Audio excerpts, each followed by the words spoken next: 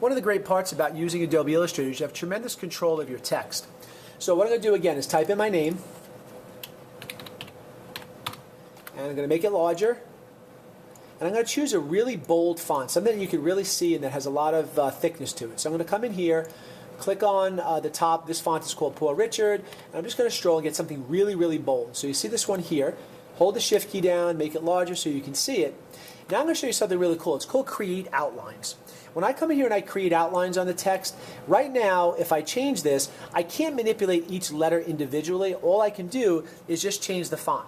But what I'm going to do is I'm going to go up to, I select it first, and I go up to Type, Create Outlines. Now, when I go to Create Outlines, what it does is it creates the anchor points as if I actually drew that. If you remember upon the past lessons, we're using the anchor points with the pen tool or the Bezier curve, I can draw the shape. This is actually as if I drew the shape itself. Now, if I deselect it, deselect everything, go to my white arrow tool and click inside the letter R, now the letter R becomes separate. So I can manipulate that any way I want.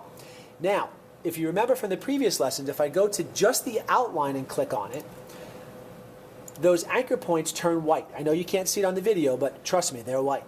When I click on it, I can click on the white arrow tool and click on the white anchor point, and the handlebars come up. So now I can manipulate those fonts any way I want. So it's almost as if I drew the font myself, and now I'm just manipulating however I want to do it.